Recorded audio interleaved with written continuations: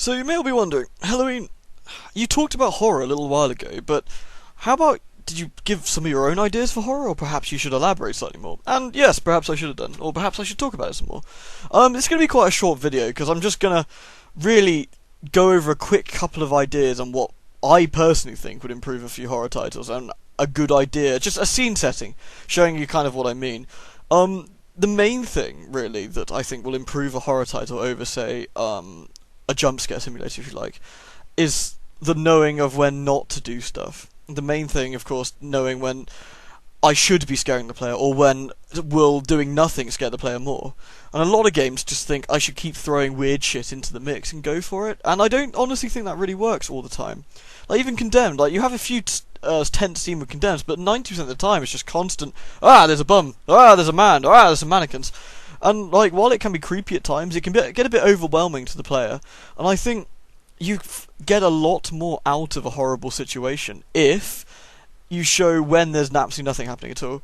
Something I was thinking of today, for example, a good example of this would be Call of Cthulhu. There's a lot of times where you're being chased in the intimate section, where not a lot actually happens. You're just sort of sat there minding your own business, and you can kind of hear stuff going on, but in reality nothing really happens, and that's kind of scarier than lots of things happening all at once.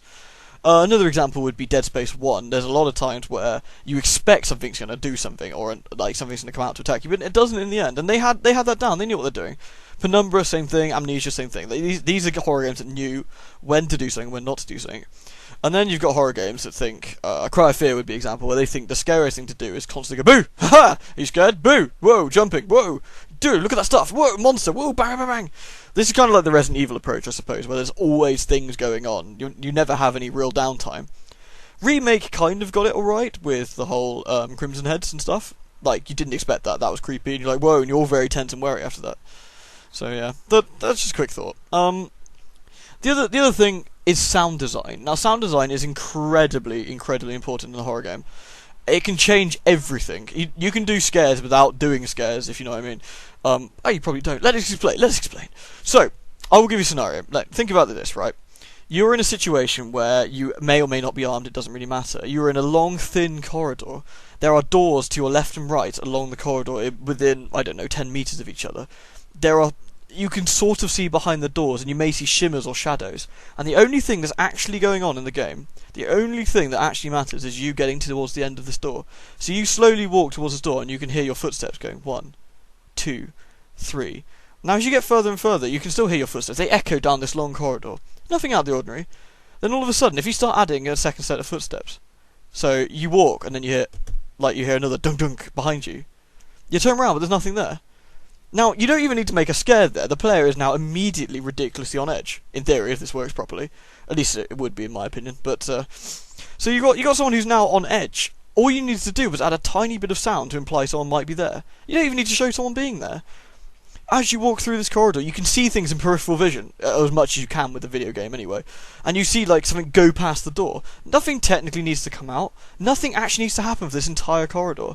It's a very Silent Hill approach where, you don't need to, jump scare the player. You don't even need to really show a lot to make it creepy. You can just have stuff implied. Implied horror is so strong.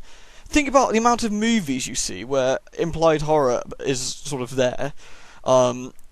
Monsters are implied to be there. That's really creepy. You can't actually quite see them. You don't know what they are. You don't know where they are. You don't quite know what's going on. As soon as you see the monster, you just think, well, whatever. What was I worried about? It's just some thing with big teeth, or a thing that looks like a zombie, or whatever. But when it's not there, you have you have the fear, if you like. You really are sort of on edge. Of course, this is all something that would probably spook me, perhaps more than other people.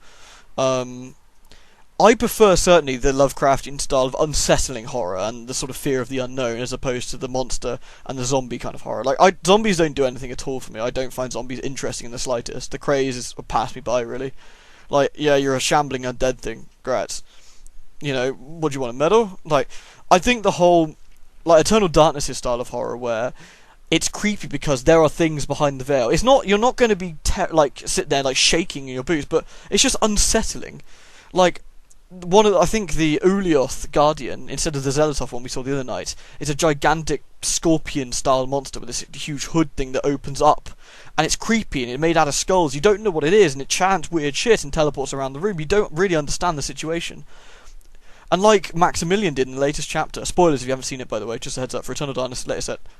Okay, so like Maximilian did in the last chapter, you know, he saw the city, realised this was full of these things, an entire, something beyond the veil of reality that he couldn't quite grasp, and that was unsettling enough that it turned him crazy. Now, as a player and as a reader or an experiencer of this, that's quite creepy. This whole extra-dimensional stuff is just unpleasant. You don't know what is actually real. What are you actually seeing? Silent Hill does this very well. The older ones, I should say, did this very well, where is the town what you're actually seeing? Is the rusty version the town that's really there? You know, there's an SCP where there's some glasses, I believe. I don't know what number it is. I just remember reading it a year or two ago. And you put on these glasses, and you see the world as it is, but you can no longer take these glasses off. And it never explains what the world really is. It never really goes into the detail. The detail's in your imagination, but the people always tend to claw their own eyes out or kill themselves within minutes because they just find this horrifically unsettling. Nothing looks the same. Nothing is real. They have experienced what is really there, and they can no longer cope with it. That's very Lovecraftian, and to that extent, I love that kind of thing. I showed a couple of comic book images in the very first set of Eternal Darkness, where these two men are sitting in a room. One turns on a machine, and this room they're sitting in is now in a citadel, and this huge sort of like citadels around them, an entire city's worth. Like a fortified city, this huge area, this chasm, these stairs appear. None of this was there before, and these floating monstrosities are flying past, and the guy just can't deal. He says, "What is this? What is this?" And the man says, "Shh, they'll hear you. They'll come for you. Don't make a sound." And they look over and they see these two men, and then, bam. Very cool, very unpleasant. Never explained. What is it? What do these men see? What do they breach into? Cool stuff. I like talking about horror, and I like going into things like this. If more is demanded, or people want to discuss it with me, please. I'd love to get a discussion session going. It'd be good, I think. I've probably gone over old points, but I just wanted to clarify some stuff. I'd like to go over some horror scenarios that I personally feel would be good to add to games, kind of like the corridor scenario, where you really don't have anything going on. I think that's an important feature to have. Even Amnesia, which I think very highly of, had very little downtime, only at the start. There was a lot more relying on the monster to scare you, as opposed to relying on things that aren't there and could spook you. But then it's all subjective, isn't it? I mean, what I think is scary and unsettling is probably not very scary and unsettling to people. That's what's beautiful about horror. I mean, some people do love the jump scare stuff. I personally feel it ruins tension as opposed to adds tension. But hey. But yes, I love to hear opinions.